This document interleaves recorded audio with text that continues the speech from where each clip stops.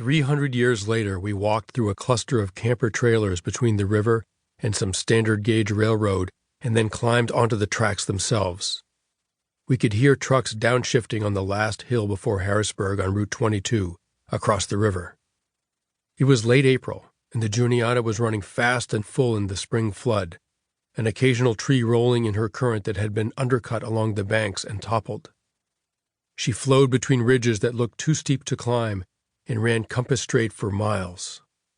There were creeks for fresh water and flood rack for firewood, and woods so thick you could practically sleep within sight of a church steeple or police station and no one would know. It struck us as serious country, the kind where you kept an eye on the weather and slept next to whatever weapon you had. All we had was a machete, but after dark we all knew where it was, usually thunked into a tree somewhere central.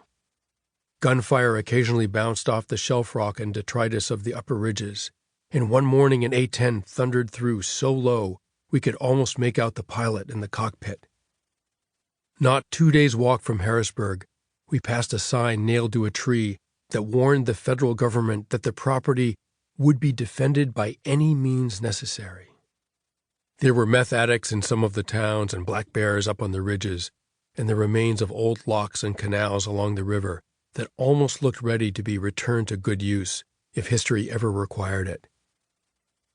We walked single file on the cinder maintenance road that ran between the track bed and the river. Creeks chased down off the ridges like they were fleeing something. Swarms of gnats worked the sunlight, and bass boats spun past on the current below us. Where the tracks ran straight, we saw trains from a mile or more, headlights boring towards us like fierce little suns. But even on the curves, we had a sense that a great force was headed our way.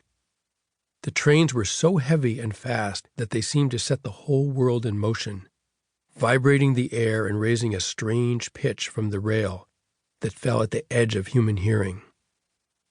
We got so attuned out there that we'd know a train was coming without even knowing how we knew, but we knew. We'd step into the underbrush and sit on our packs, and some of us would roll a cigarette or drink water, and we'd wait for the beast to come through.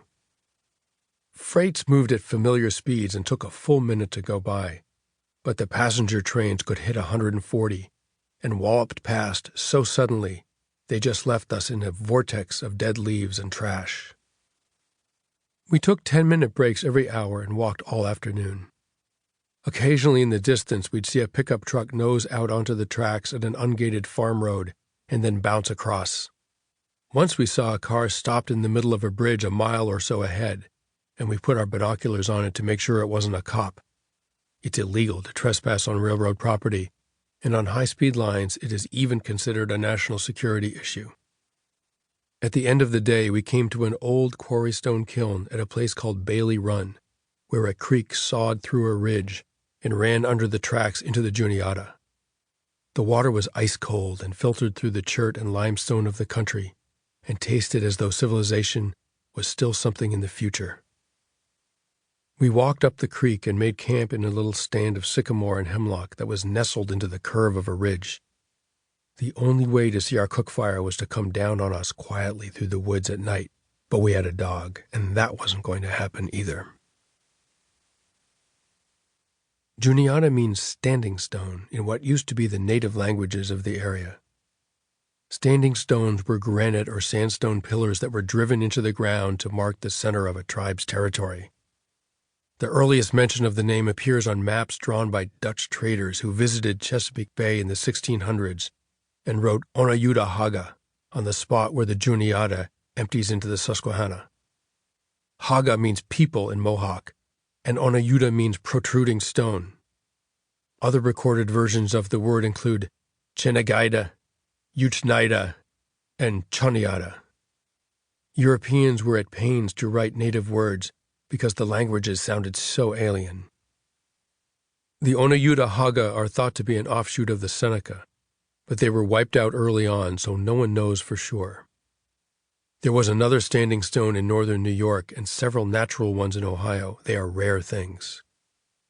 One of the Onayuta Haga villages was just a few miles from the confluence of the Frankstown branch and the Little Juniata, which come together to form the Big Juniata.